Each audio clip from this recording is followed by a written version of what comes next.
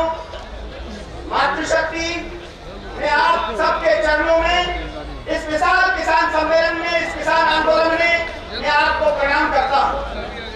मैं मध्य प्रदेश से आता हूं और आपको मैंने पिछले दिनों इसी मंच से बताया था कि 1 तारीख से मैं जब किसानों की आवाज आपके साथ कंधे से कंधा मिलाकर उठा रहा हूं, तो वहां मध्य प्रदेश की सरकार ने मुझ पर 2-3 प्रकरण झूठे बातचीत के और मेरे घर 50 पुलिस वालों को भेजकर मेरे बुजुर्ग माता पिता को परेशान करने का, प्रताड़ित करने का काम किया। इसीलिए मैं पिछले 3 दिन पहले अपने गांव गया था और आप सबका हौसला और आप सबका आशीर्वाद मैंने अपने माता पिता बुजुर्गों के चरणों में रखा और उन्हें कहा कि डरने की आवश्यकता नहीं है, क्योंकि सिर्फ आप चुनाव अकेला नहीं है, हिंदुस्तान का प्रत्येक किसान और प्रत्येक बुजुर्ग माता और बहन और किसान का आशीर्वाद मैं समझता हूँ हर किसान के बेटे के ऊपर है। और जब हमारा इन बुजुर्गों का आशीर्वाद हम पर होगा तो क्या मोदी, क्या शिवराज और क्या भाजपा, क्या हमारा वो कुछ बिगाड़ पाएंगे? क्या कभी नहीं बिगाड़ पाएंगे। दोस्तों, मैं समझता हूँ यह अवसर जो है वो बलिदान देने का है। अरे हमारे 40 से ज्यादा किसान सड़कों को सिधार गए, लेकिन ये मोदी, ये क्रूर सरकार भाजपा की, इसको दया नहीं आ रही है, ये गरीबों की हाल ले रही है। मैं समझता हूँ रहीम ने कहा था आज से सैकड़ों वर्ष पूर्व कि रहीमन, गरीब की आह से कोई बच नहीं पाया। मोदी सरकार को समझना चाहिए कि आज इन गरीबों को, किसानों को जो 3 काले कानून के माध्यम से ये सरकार दबाना चाहती है, इनको समाप्त कर देना चाहती है, उस मोदी सरकार को उन शास्त्रों के उन वाक्यों को पढ़ना चाहिए जिसमें कहा गया था कि अयम निजाह करोगे। ये जो छोटे लोग होते हैं, जो तुच्छ लोग होते हैं, वो सोचते हैं कि मेरा अंबानी है, मेरा अडानी है, वो बस मैं ही हूँ।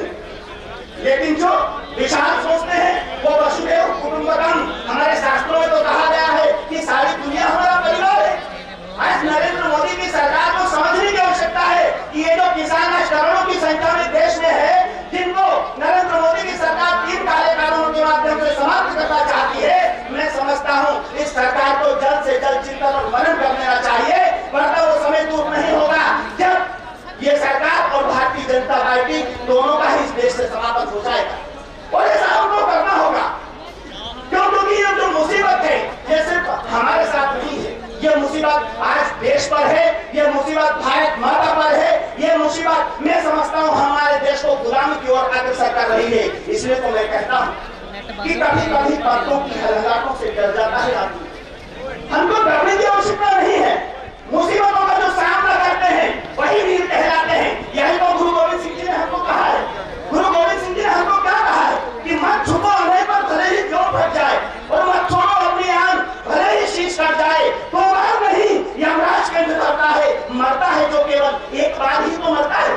तुम स्वयं मरण के मुख पर चरण धरोगे, और जीना है तो मरने से नहीं डरोगे।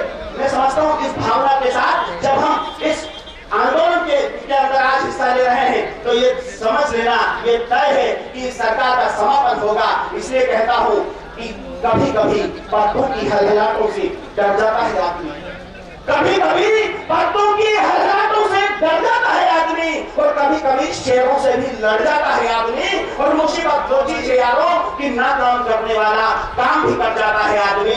लोगों को ऐसा लग रहा होगा कि ये सरकार नहीं बदलेगी, लोगों को ये लग रहा होगा कि मोदी बहुत ताकतवर है, मोदी सरकार को भी ये लग रहा होगा कि ये सरकार बहुत ताकतवर है। यही कारण है कि ये सरकार तारीख पर तारीख दे रही है, लेकिन किसानों को न्याय नहीं दे रही है। आज 20-40 से ज्यादा किसान हमारे शहीद हो चुके हैं, लेकिन उसके बावजूद इस सरकार का जो रवैया है वो टोटल किसान विरोधी है। मैं समझता हूँ इस किसान विरोधी रवैये को पूरा देश देख रहा है। अंत में बस यही कहूंगा कि हो जहाँ कहीं भी अरे, जहाँ कहीं भी हो हमें उसे रोको रे, जो करे पाप शशि सूर्य उसे ही रोको रे। अरे सूर्य भी अगर कोई पाप कर रहा हो तो मैं समझता हूँ हमें उसको रोकने की आवश्यकता है। मोदी की तो कोई औकात नहीं है। मैं समझता हूँ सूर्य तो पूरे संसार को प्रकाश देता है, तो हो जहाँ कहीं भी अरे उसे रोको रे, जो करे पाप शशि सूर्य उसे रोको रे। क्या कहो पुण्य यदि बड़ा नहीं शासन में, ये आग सुलगती रही प्रजा के मन में, तामस बढ़ता यदि गया ढकेल प्रभा को, निबंध पंथ यदि मिला नहीं प्रतिभा को, तो रिपु नहीं यही अन्याय हमें मारेगा और अपने घर में फिर स्वदेश हारेगा। अंत में मैं यही कहूंगा कि किसान भाइयों, 3 काले कानून जब तक संसद के अंदर सत्र बुलाकर समाप्त नहीं किए जाते हैं, जब तक समर्थन मूल्य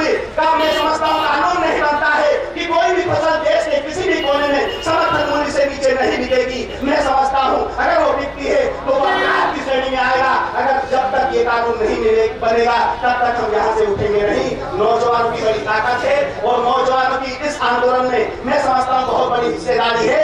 इसलिए अंत में कहना चाहूंगा कि नौजवानों, बुजुर्गों का, माताओं का, बहनों का आशीर्वाद ले लो और इस जंग को हमको जीत कर ही जाना है। ये फैसला हम कर चुके हैं। इसलिए बस अंत में यही कहूंगा कि नौजवान कुछ करवट बदले तो इतिहास बदल सकता है। नौजवान कुछ करवट बदले तो इतिहास बदल सकता है। केवल भुजा उठाने मात्र से युग का विश्वास बदल सकता है। और आपकी आशाओं में किसानों की आशा जगती और सोती है।